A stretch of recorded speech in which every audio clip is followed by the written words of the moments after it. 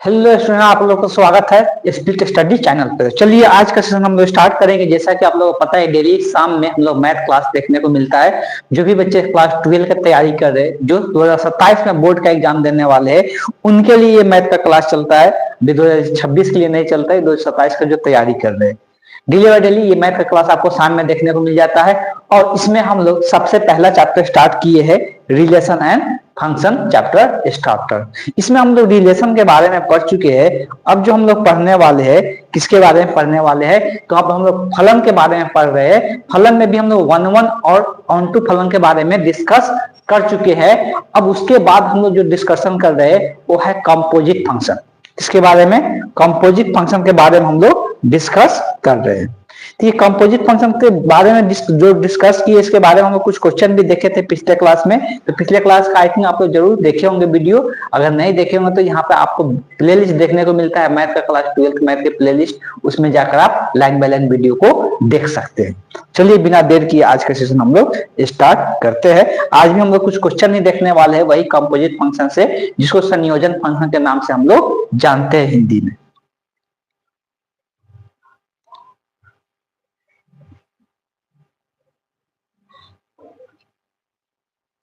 चलिए, तो पहला क्वेश्चन हम लोग ध्यान से पहले पढ़ेंगे। क्वेश्चन में दिया क्या है, तब जाके इसको बनाने की कोशिश हम लोग करेंगे।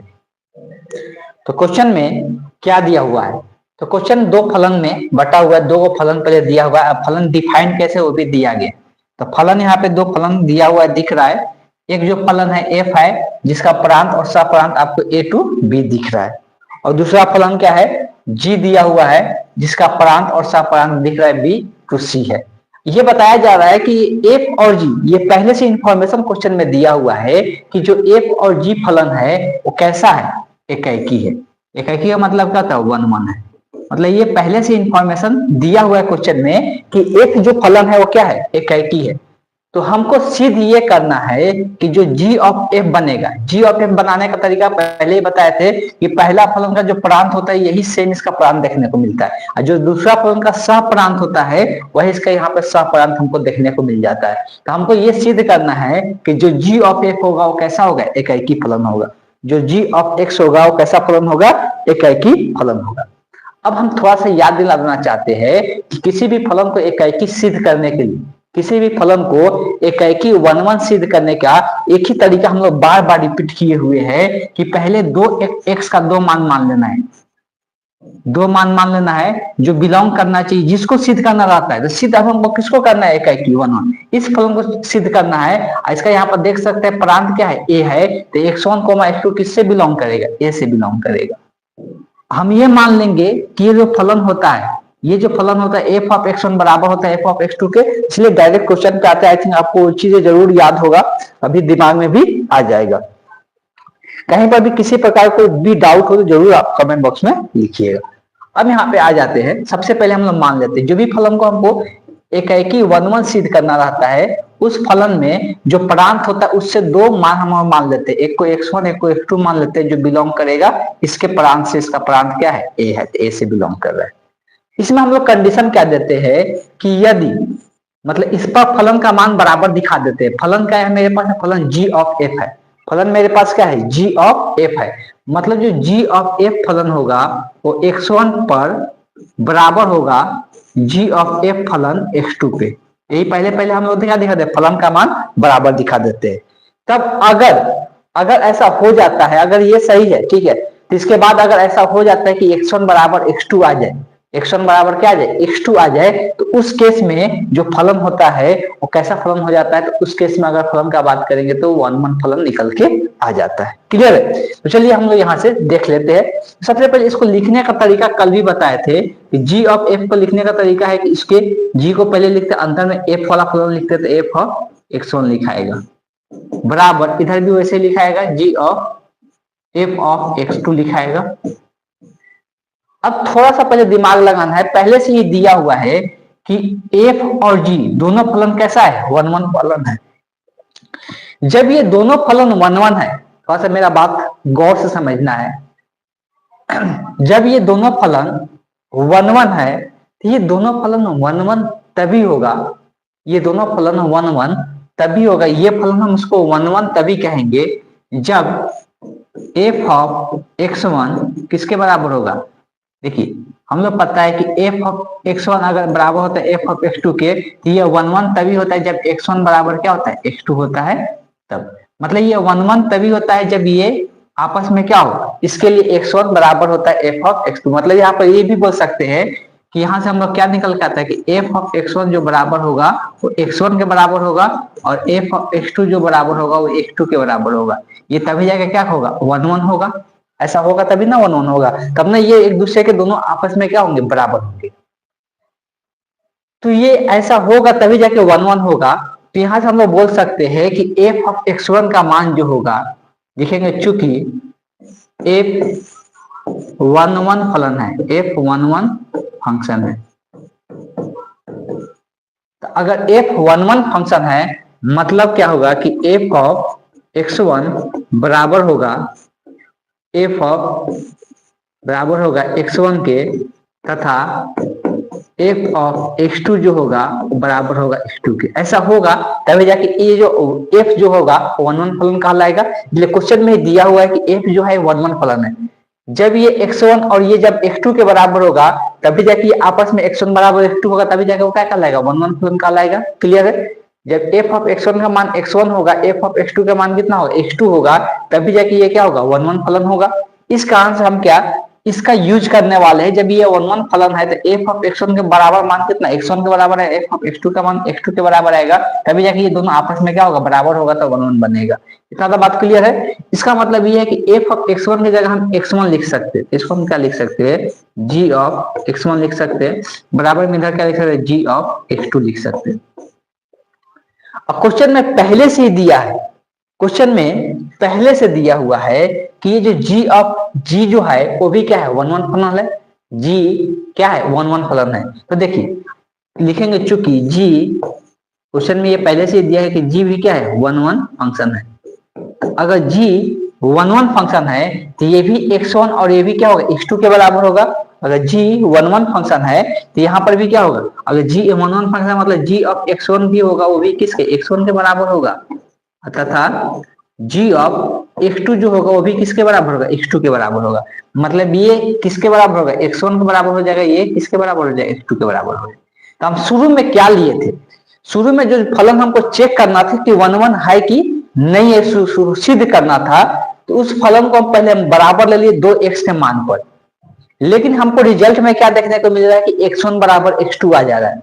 जब ऐसा होता है तो जो फंक्शन होता है वो क्या हो जाता है 1 1 फंक्शन हो जाता है। तो अब यहां से हम लिख सकते हैं कि जो g ऑफ f है, जो g ऑफ f है वो क्या है 1 1 फंक्शन है, 1 1 फंक्शन है, 1 1 फंक्शन है। फिर से एक बार डिस्क्राइब कर देते हैं किसी प्रकार कोई डाउट नहीं रह जाए। हमको दिखाना था जो g ऑफ f है वो 1 1 फंक्शन है।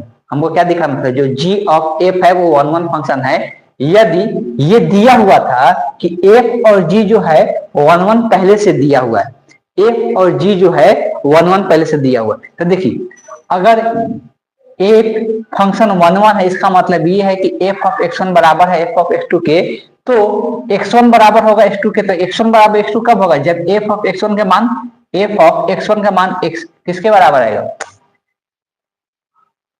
बड़ी दिक्कत करता है यार, उस टाइम प्रॉब्लम हो गया ना, मक्खी ना परेशान करके रख दे रहा है इसमें। मक्खी कहाँ से आ गया है क्लास में।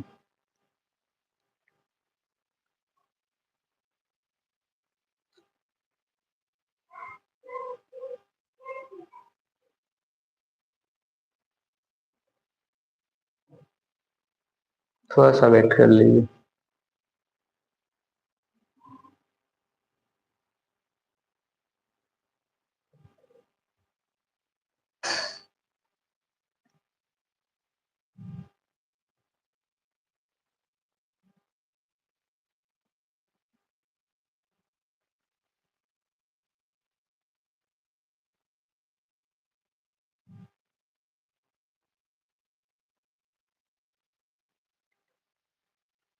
चलिए यहाँ पर क्या समझा रहे थे, थोड़ा सा डिस्टर्बेंस आ गया था। अब यहाँ पे हम ये बता रहे थे कि पहले से क्वेश्चन में दिया हुआ था कि एफ वन वन फलन है, मतलब वन वन फलन कब होता है, जब एफ ऑफ एक्स वन बराबर होता है एक्स टू के, तो उसमें एक्स वन बराबर एक्स टू होना चाहिए, तभी जाकर वन वन फलन होता है। अब यहाँ पे देख सकते हैं कि ये यहाँ पर ध्यान समझना है कि ये एक्स वन बराबर एक्स टू तभी होगा जब एफ ऑफ एक्स वन बराबर होगा एक्स वन के और एफ ऑफ एक्स टू बराबर होगा एक्स टू के। तो वही चीज यहाँ पे हम किए है कि यहाँ पर ये एफ ऑफ एक्स वन को हमको क्या लेना पड़ेगा, इसके पूरा के जगह पर वो एक्स यहाँ पे लिख सकते हैं, ये एक्स वन हो जाएगा और ये एफ ऑफ एक्स टू का मान किसके बराबर होगा, एक्स टू के बराबर हो जाएगा, तभी जाके ये पॉसिबल है। अब आगे हमको पता है कि जो जी ऑफ एक्स है वो भी क्या है, वन वन फलन है। जो g ऑफ x है वो भी क्या है, वन वन फलन है। तो जब g ऑफ x भी वन वन फलन है, जब g ऑफ x भी अगर वन वन फलन है, तो जब g of x one one फलन है तो हम लोग लिख सकते हैं कि ये g of x one one कब होगा, जब g ऑफ x1 बराबर होगा x1 के और जब g ऑफ x2 बराबर होगा x2 के। तब यहाँ से क्या देखने को मिलेगा, इसके जगह पर x1 आ जाएगा, इसके जगह पर x2 हो जाएगा, x1 बराबर x2 हो जा रहा है। इस कारण से जो g ऑफ f है वो क्या कहलाएगा, वन वन फलन कहलाएगा।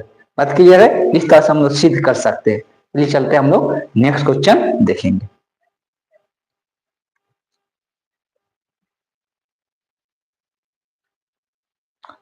आगे सिद्ध करना है, इसमें उसके पहले वाला क्वेश्चन क्या था, वन वन दिखाना है और इसमें क्या दिखाना है, अब ऑन टू दिखाना है। मतलब यहाँ पर भी दो फलन दिया हुआ है एफ और जी, जो पहले से क्या है, आच्छादक है।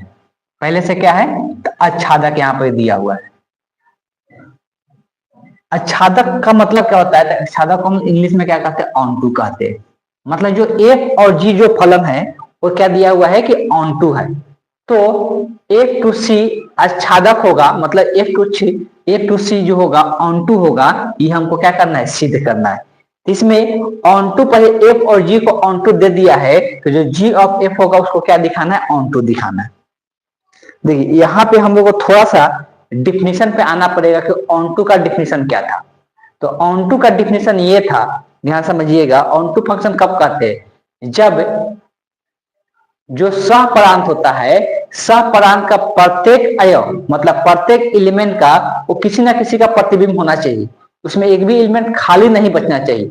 तो उसको हम लोग क्या कहते हैं, एक भी एलिमेंट खाली नहीं बचना चाहिए, तभी जाकर उसको हम लोग क्या कहते हैं, ऑन टू फलन कहते हैं। जैसे कि हम यहाँ पर डायग्राम से भी दिखाते थे कि यहाँ पर कोई फलन ऑन टू है, इसका मतलब क्या होता है कि बी का प्रत्येक जितना भी अवयव होगा वो एक एक किसी ना किसी का क्या होगा, प्रतिबिंब होगा, एक एक किसी ना किसी का प्रतिबिंब होगा, तभी जाकर ऑन टू फलन कहलाता है। मतलब बी में ऐसा कोई एलिमेंट खाली नहीं बचना चाहिए, वो किसी ना किसी का ए का प्रतिबिंब होना चाहिए, तभी जाकर ये क्या कहलाता है, वन टू कहलाता है।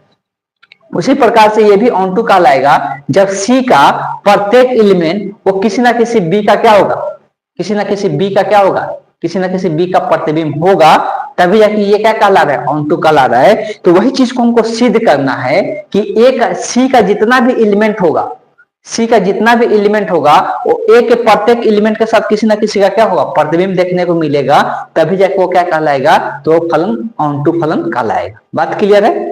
तो चलिए हमको क्या दिखाना है, तो बेसिकली हमको ये दिखाना है कि सी में कोई भी एलिमेंट हो, सी का कोई भी एलिमेंट हो वो किसी ना किसी का प्रतिबिंब हमको ए का दिखना चाहिए, तो उसी को हम लोग क्या कहेंगे, ऑन टू फलन कहेंगे।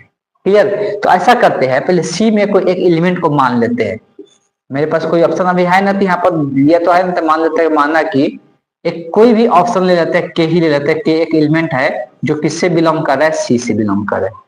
के एक एलिमेंट है जो किससे बिलोंग कर रहा है, सी से बिलोंग कर, माना कि के बिलोंग टू सी है। अब ये के ये जो भी होगा वो ए के सारे एलिमेंट का किसी ना किसी का प्रतिबिंब होना चाहिए, के जो होगा वो ए के प्रतिबिंब होना चाहिए। लेकिन ये चीज हमको अभी नहीं पता है कि होगा कि नहीं होगा, लेकिन जो भी एलिमेंट सी में बिलोंग करेगा, अगर जी यहाँ पर क्या है, जी यहाँ पे क्या है, तो जी यहाँ पे हमको पता है जी जो फंक्शन है वो ऑन टू फंक्शन है। मतलब सी का जितना भी एलिमेंट है, सी का कोई भी एलिमेंट होगा वो बी के किसी ना किसी के साथ क्या होगा, प्रतिबिंब, किसी ना किसी एलिमेंट का प्रतिबिंब होगा ही होगा। बी के किसी ना किसी एलिमेंट का क्या होगा, प्रतिबिंब होगा ही होगा। ये था बात तो क्लियर है ना। भले हमको ये नहीं पता है कि ये जो सी एलिमेंट है, ये जो के एलिमेंट लिए है सी का, वो ए के किसी एलिमेंट का प्रतिबिंब है कि नहीं है वो नहीं पता है, लेकिन इतना तो पता है कि जो के लिए है, जो सी के अंदर बिलोंग कर रहा है, जो सी समुच्चय है, जो सी के अंदर जो बिलोंग कर रहा है, वो एक के किसी ना किसी का क्या होगा, प्रतिबिंब होगा। थोड़ा सा अगर रियलाइज करते हैं तो यहाँ पर फंक्शन को थोड़ा सा डिस्क्राइब आपको कर देते हैं। यहाँ पर देखिए, अगर कोई हम फलन को डिफाइन करते एफ से दिखाते हैं, एफ से दिखाते हैं। अगर कोई यहाँ पे एलिमेंट होता है, मान लेते ए बी सी, और यहाँ पर 1 2 3 है, तो अगर हमको इसी में हमको मान लेते कि ये हम मेरे पास क्या है, सी है, ये मेरे पास सी है। अब यहाँ पर थोड़ा समझना है, हम यहाँ पे ये फलन को जी मान लेते हैं, और मेरे पास ये वाला बी है, ये वाला बी है। तो हम अभी यहाँ पे सी का कोई एलिमेंट माने हैं के, मतलब इसमें से कोई माने हैं, तो अगर कोई एलिमेंट माने हैं, अगर ये वाला जी वाला जो जी फलन है वो क्या है, ऑनटू फलन है। अगर जी ऑनटू फलन है तो इसमें जितना भी कोई भी एलिमेंट होगा वो किसी ना किसी का प्रतिबिंब होगा। अब कोई एलिमेंट किसी ना किसी का प्रतिबिंब होगा, उसको दिखाने का तरीका क्या होता है, उसको दिखाने का तरीका क्या होता है, तो तरीका ये होता है, मान लो कि इसका हमको दिखाना है कि ये किसी ना किसी का प्रतिबिंब है, तो हम इसको कैसे दिखाते हैं, जी ऑफ, मान लो कि बी का ही है तो जी ऑफ बी बराबर क्या लिखते हैं, 2 लिखते हैं। अगर हम बोलते हैं कि 2 किसी का प्रतिबिंब है, इसका मतलब ये किसका प्रतिबिंब है, बी का प्रतिबिंब है, तो बी का प्रतिबिंब को दिखाने का तरीका क्या है, जी ऑफ बी बराबर क्या लिखते हैं, 2 लिखते हैं। बात क्लियर है? इस प्रकार से हम लोग दर्शाते हैं।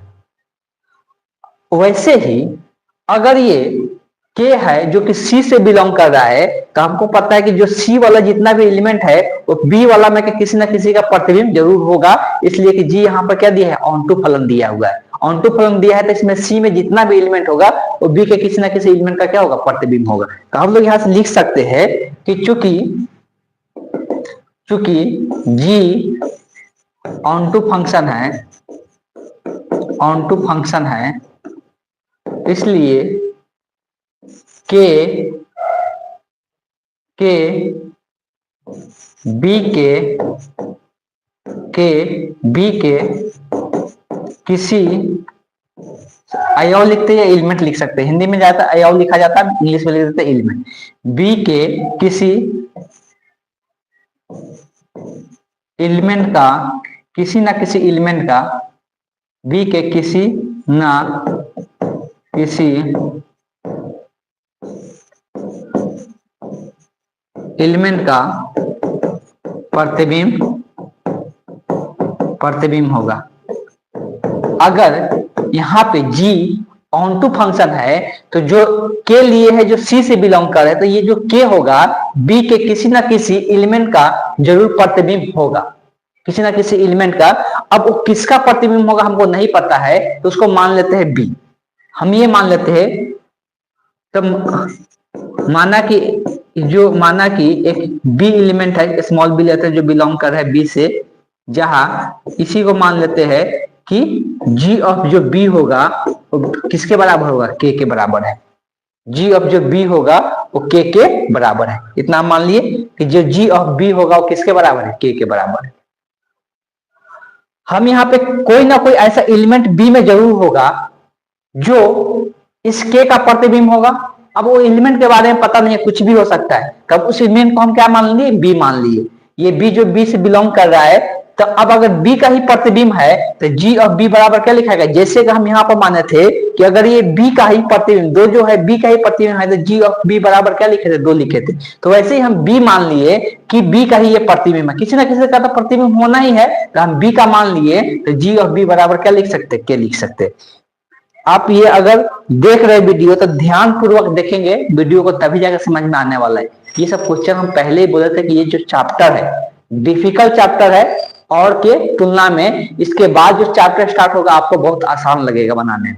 ये हम गारंटी देते हैं, इसके बाद जो भी चैप्टर स्टार्ट होगा तो शुरुआत में बनाने में आपको आसान लगेगा, लेकिन इसको बनाने में बहुत लोगों को डिफिकल्ट लगता है इस चैप्टर को। ठीक, तो अब यहाँ पे ये चीजें आपको क्लियर हो जाना चाहिए कि बी का कोई ना कोई ऐसा एलिमेंट है जो यहाँ पर के का क्या होगा, प्रतिबिंब होगा। मतलब इसलिए हम बी ही माने, बी ही का प्रतिबिंब क्या है, के है, किसी ना किसी का वो प्रतिबिंब तो के होगा ही, इसलिए कि यहाँ पर जी जो एलिमेंट है क्या है, जी जो फंक्शन है वो क्या है, ऑनटू फंक्शन दे दिया है। इस कारण से ये किसी ना किसी का क्या होगा, प्रतिबिंब होगा। तो हम ये मान लिए कि ये बी का ही प्रतिबिंब है, और जिसका प्रतिबिंब होता है इसको इस तरह से दिखा सकते हैं। अब देखिए, अब थोड़ा सा बात को और ध्यान समझना है। अब हमको पता है कि ये जो बी है, ये स्मॉल जो बी लिए है वो बी के अंदर बिलोंग कर रहा है। और यहाँ पर देख सकते हैं कि बी यहाँ पे क्या है, सहपरांत है, और ए बी क्या है, ऑन टू फलन है। मतलब बी में जो भी एलिमेंट है वो ए के किसी ना किसी एलिमेंट का क्या है, प्रतिबिंब है, ऑन टू है। इसका मतलब क्या है कि बी का जितना भी एलिमेंट होगा वो किसी ना किसी ए का क्या होगा, प्रतिबिंब होगा। अब बी का हम एलिमेंट एक बी माने हैं, तो इस बी का भी कोई ना कोई क्या होगा, प्रतिबिंब होगा, किसी ना किसी का ये प्रतिबिंब होगा। तो हम लिख सकते हैं कि चूंकि एफ ऑन टू फंक्शन है, एफ क्या है, ऑन टू फंक्शन है, इसलिए जो बी होगा ए के, अब यहाँ पर बी जो होगा ये बी से बिलोंग करता है, ये ए के किसी ना किसी एलिमेंट का क्या होगा, प्रतिबिंब होगा। तो लिख सकते हैं ए के किसी ना किसी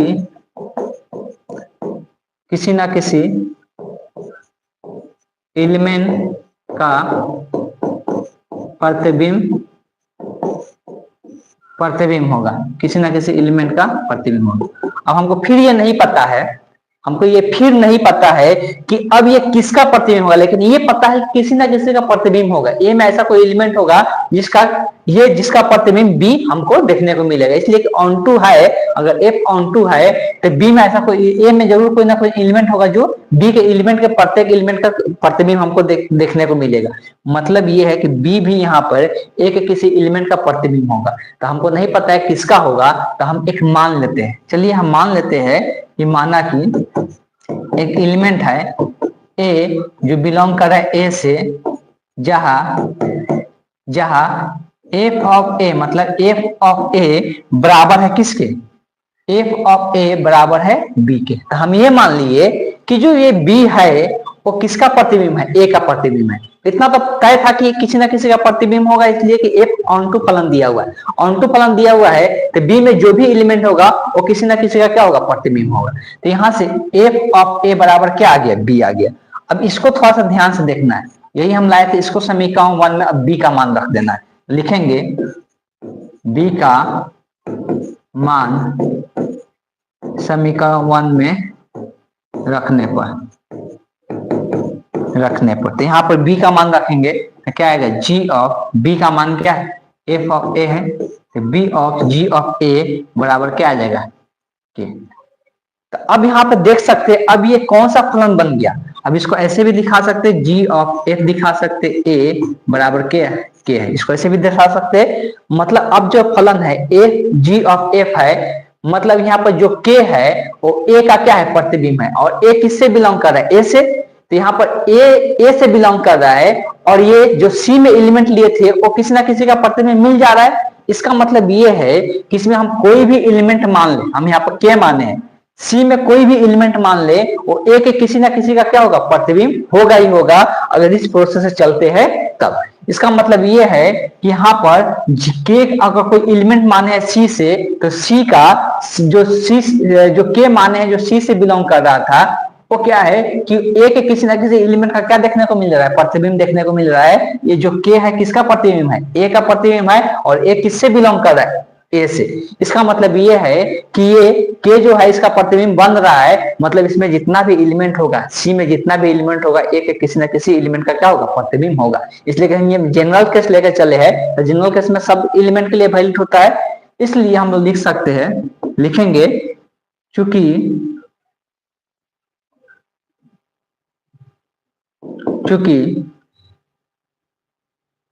सी के प्रत्येक एलिमेंट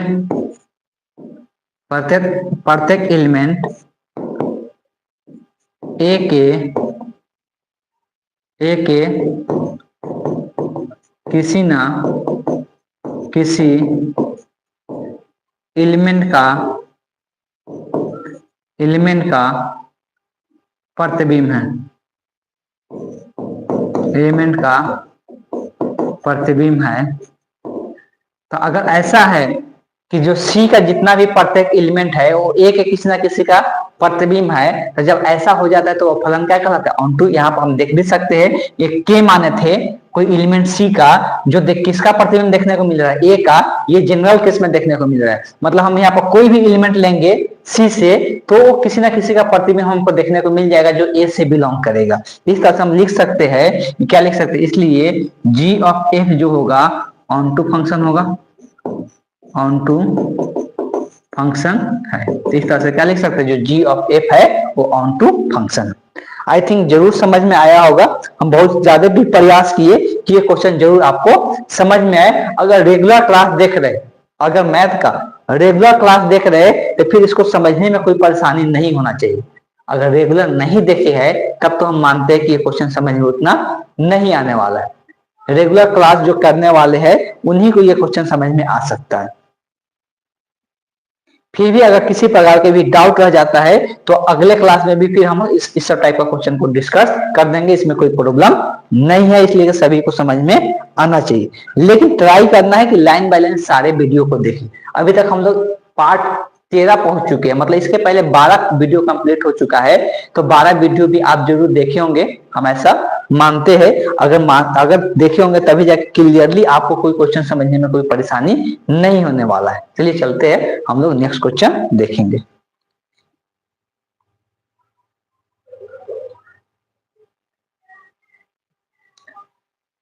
चलिए तो अगला क्वेश्चन दिया हुआ है, ध्यान से पढ़ना है और करने की कोशिश करना है। क्या दिया हुआ है कि एक तथा जी, एग्जाम्पल उदाहरण जो है ये 20 है, ठीक, एनसीईआरटी बुक का। एक तथा जी ऐसे दो फलन पर विचार कीजिए कि जी ऑफ एफ परिभाषित है तथा एकाकी है। तो इसमें हमसे क्वेश्चन पूछ दिया कि अगर जी ऑफ एफ परिभाषित तो है, मतलब ये वैलिड है, और साथ ही साथ ये कैसा फलन है, एकाकी है, मतलब जी ऑफ एफ 1 1 फलन है। तो विचार करना है क्या जी और एफ दोनों अलग अलग 1 1 रहना अनिवार्य है, जरूरी है, या जरूरी नहीं है।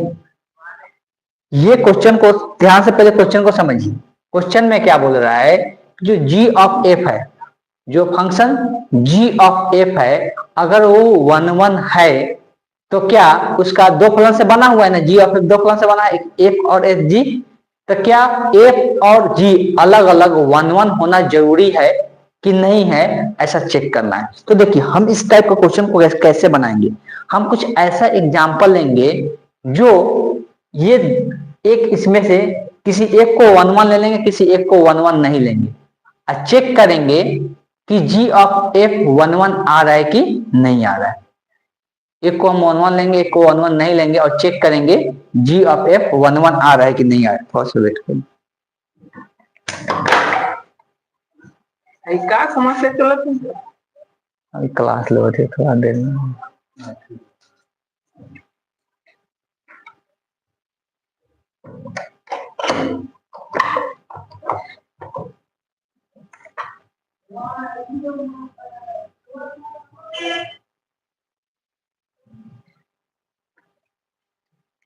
ठीक है, तो अब यहाँ पे हम देखेंगे, तो वही चीज कुछ तो आप समझ में आ जाना चाहिए कि जो जी ऑफ एफ है वो 1 1 फलन है। तो हम लोग का अनिवार्य रूप से एफ और जी दोनों को 1 1 होना अनिवार्य है कि नहीं है, यही चीज हमको चेक करना है। तो इसके लिए हम एग्जाम्पल पहले सोचेंगे, एग्जाम्पल सोचेंगे कि ये जो दोनों फलन है, पहले दोनों फलन को एक को 1 1 ले लेते, एक को 1 1 नहीं लेते। चलिए पहले मान लेते हैं, कोई फलन मानेंगे, माना कि एफ जो है एक फलन है, जो डिफाइन कर देते हैं, कुछ इसमें एलिमेंट ले लेते हैं 1 2 3, और यहां पर ले लेते हैं 1 2 3 4, जहां फलन डिफाइन करते हैं कि एफ ऑफ 1 बराबर 1 दिया हुआ है, एफ ऑफ 2 बराबर 2 है, और एफ ऑफ 3 बराबर 3 है। अगर देख सकते हैं कि इसमें 1 2 और 3 तीनों का अलग अलग प्रतिबिंब है, मतलब भिन्न भिन्न प्रतिबिंब होना चाहिए, मतलब एफ ऑफ 1 1 को हम लोग 1 1 फलन मान लिए। अब जी ऑफ एफ एक लेंगे तथा जी, इसमें 1 2 3 4, इस बात को भी ध्यान में रखना है कि जब भी दो फलन लेते हैं तो इसका क्या चीज समान होना चाहिए, ये वाला और ये वाला समान होना चाहिए, ये दोनों समान होना चाहिए, तभी जाके क्या होता है वो 1 1 फलन होता है। इसका सेम ले लेते हैं 1 2 3 4 ले लेते हैं, ये दोनों समान, इसका सप्रांत इसका प्रांत समान होना चाहिए जी ऑफ एफ बनाने के लिए। अब यहाँ पे हम क्या क्या ले लेते हैं, जहां इसको हम 1 1 नहीं लेते हैं, मतलब एफ ऑफ 1 को 1 मान लेते हैं, एफ ऑफ 2 को भी 2 मान लेते हैं, लेकिन एफ ऑफ 3 बराबर एफ ऑफ 4 ये दोनों को 3 मान लेते हैं। अब देखिए यहाँ पे ये 3 और 4 का प्रतिबिंब समान हम दिखा दिए, 3 और 4 का प्रतिबिंब जो है क्या दिखा दिए, समान दिखा दिए। तो जब भी कभी भी दो एलिमेंट का प्रतिबिंब सेम दिखा देते हैं तो फिर वो 1 1 फलन नहीं होता है, मतलब हम जी ऑफ एफ को 1 1 नहीं माने हैं और एफ ऑफ एफ को क्या माने हैं 1 1 माने हैं। अब हम देखते हैं कि जो जी ऑफ एफ आएगा वो 1 1 आ रहा है कि नहीं आ रहा है, जो जी ऑफ एफ आएगा वो 1 1 आ रहा है कि नहीं आ रहा है। तो चलिए यहाँ पे हम लोग देखेंगे,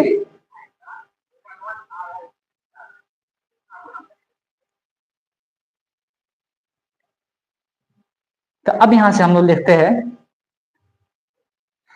वो एक क्लास टेंथ का चलेगा, संडे को चलेगा क्लास टेंथ का संडे को क्लास चलेगा।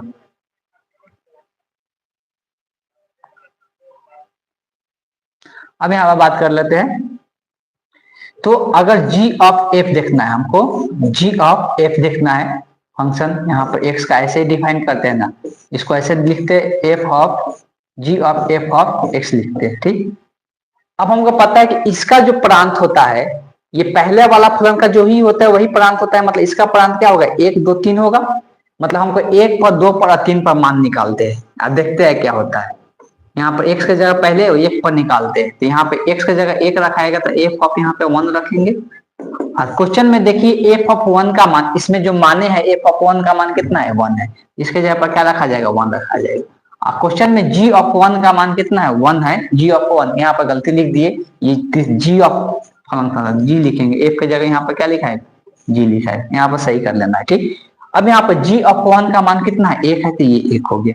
मतलब अब यहाँ पर जब इनपुट यहाँ पर प्रांत 1 रखे थे इसका प्रतिबिंब 1 देखने को मिल रहा है, ये क्लियर है। दूसरा पे निकालते हैं, ये तीनों पर हमको निकाल कर चेक करना है, ठीक। इसलिए कि जो जी ऑफ एफ फलन बन रहा है उसका प्रांत ये होता है और इसका सह प्रांत ये होता है। इतना तो बात तो क्लियर है सभी को। अब यहाँ पर दूसरा मान पर देखते हैं, x बराबर ये 1 पे निकाले तो x बराबर अब 2 पर निकालते हैं, x बराबर 2 पर, तो इसमें x की जगह 2 रखेंगे तो g ऑफ 2 लिखेंगे, बराबर g ऑफ, यहाँ पर इसको ऐसे लिखते हैं तो इसके जगह पे यहाँ पे 2 रखेंगे। अब g ऑफ यहाँ पर f ऑफ 2, तो f ऑफ 2 को अगर देखते हैं तो इसका मान कितना है 2 है, इसके जगह पे यहाँ पे 2 रख दी, तो g ऑफ f ऑफ 2 का मान निकाल रहे, तो g ऑफ 2 का मान कितना है 2 है, तो यहाँ से लिख सकते हैं कि g ऑफ f ऑफ 2 बराबर कितना आ जाएगा 2, इसलिए g ऑफ 2 का मान यहाँ पर 2 है, इसके जगह पर क्या आ जाएगा 2 आ जाएगा, ये भी निकाल लिए। अब तीसरा पे निकालते हैं x बराबर 3 पे, x बराबर 3 पर, तो अगर x बराबर 3 पे निकालते हैं तो इसी में हमको x की जगह 3 रखना है, तो g ऑफ f ऑफ यहाँ पे 3 लिखाएगा, यहाँ पर भी क्या होगा g ऑफ f ऑफ 3 हो जाएगा। g ऑफ 3 का मान अगर बात करते हैं तो g ऑफ 3 यहाँ पे देख सकते हैं कितना दिया हुआ है 3 दिया हुआ है, यहाँ पर 3 है। अब यहाँ पर g ऑफ 3 का अगर बात करते हैं तो g ऑफ 3 का मान इसमें कितना दिया है 3 दिया हुआ है। आप देख सकते हैं, खुद देखना है कि जो भी इनपुट है g ऑफ f का एक है 2 है और 3 है, इसका g ऑफ f का इनपुट यही कहलाता है ना, और आउटपुट ये होता है, मतलब इसका प्रांत ये होता है, इसका सह प्रांत ये होता है। अब इसमें से देख कर खुद बता दीजिए कि इसमें जितना भी प्रांत है 1 2 3 है उसका सबका अलग अलग प्रतिबिंब आया है कि नहीं आया है, इसका 1 आया है, इसका दूसरे का 2 आया है, तीसरे का 3 आया है, तो सबका प्रतिबिंब अलग अलग आया है। और यही चीज कहता है कि जितना भी प्रांत में एलिमेंट होता है अगर वो सबका प्रतिबिंब अलग अलग होता है तो वो फलन क्या होता है 1 1 होता है। इसका मतलब यहाँ पे g ऑफ क्या है 1 1 है, तो अब लिख सकते हैं कि g ऑफ f के प्रांत का सभी एलिमेंट का प्रतिबिंब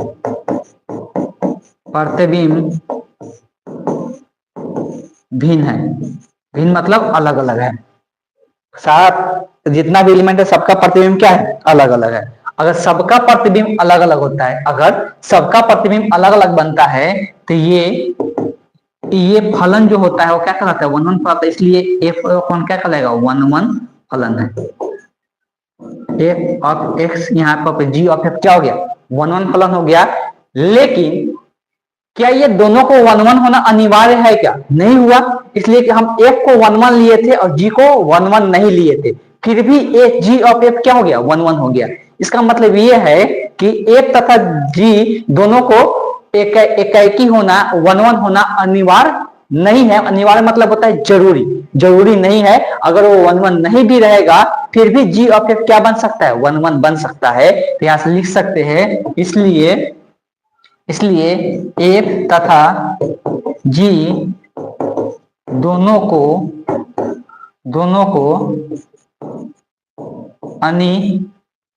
अनिवार्यता वन वन होना जरूरी नहीं है। जरूरी नहीं है। बात समझ में आ गया कि जी और एफ दोनों को वन वन होना जरूरी नहीं है। F of G of F को वन वन बनने के लिए G of F one one बन सकता है अगर एफ और जी में से कोई वन वन नहीं भी रहे तब भी। तो ये इस क्वेश्चन में पूछा था कि ऐसा अनिवार्य रूप से जरूरी है कि नहीं है? तो ऐसा अनिवार्य रूप से जरूरी नहीं है। चलिए, आई थिंक आपको जरूर ये समझ में आया होगा। चलिए, एक दो क्वेश्चन और इसमें अभी रह जा रहा है। अगर एक रहता तो बता देते, लेकिन अभी भी दो क्वेश्चन इसमें रह जा रहा है, तो उसको हम लोग नेक्स्ट क्लास में देखेंगे। उसके बाद हम लोग नए टॉपिक स्टार्ट करेंगे। आई थिंक आपको सेशन जरूर पसंद आया होगा। फिर भी किसी प्रकार कोई डाउट रह जाता है तो जरूर कमेंट बॉक्स में लिखिए।